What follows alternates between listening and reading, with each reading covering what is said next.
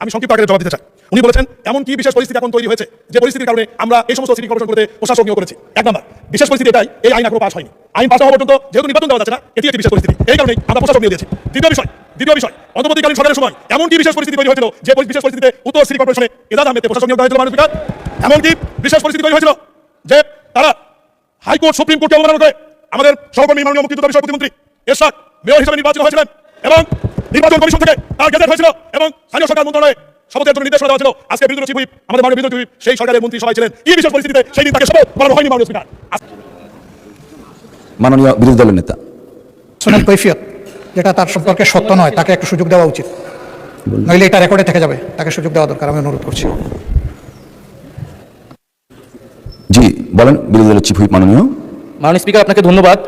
একটি বিষয় আপনার দৃষ্টি আকর্ষণ করছি রেকর্ডের জন্য। আমাদের মাননীয় প্রতিমন্ত্রী জনাব মীর শাহে আলম ওনার আগের বক্তব্য দিতে গিয়ে আমার সম্পর্কে একটি তথ্য দিয়েছিলেন, যে তথ্যটি অসত্য। মাননীয় স্পিকার, উনি ওনার বক্তব্যে বলেছিলেন যে আমাদের মাননীয় একজন সংসদ সদস্য ইশরাক হোসেন উনি একটি দাবিতে আন্দোলন চালিয়েছিলেন গত অন্তর্বর্তী সরকারের সময়। উনি শেখ হাসিনা সরকারের অবৈধ নির্বাচনের বৈধ মেয়র হিসেবে নিজেকে ঘোষণা করার দাবি জানিয়েছিলেন এবং আমার যতটুকু মনে পড়ে এই আন্দোলনটি বা ওনার এই দাবিটি ঘটেছিল 2025 সালের মে মাসে, যেই সময়টা আমি অন্তর্বর্তী সরকারের কোনো অংশ ছিলাম না। আমি অন্তর্বর্তী সরকার থেকে 2025 সালের ফেব্রুয়ারি শেষ সপ্তাহে পদত্যাগ করেছিলাম।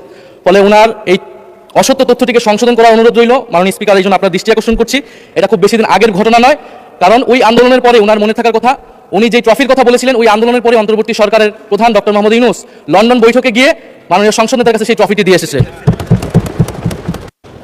মাননীয় সদস্য প্রতিমন্ত্রী জনাব ইশরাক সাহেবের সম্পর্কে একটি ওখানে বক্তব্য এসেছে, তিনি ব্যক্তিগত কৈফিয়ত দিতে চাচ্ছেন। আর্টিকেল 200 কার্যপ্রণালী বিধি 274 অনুযায়ী তাকে একটি ব্যক্তিগত কৈফিয়ত দেওয়ার জন্য আমি আপনাকে অনুরোধ করছি।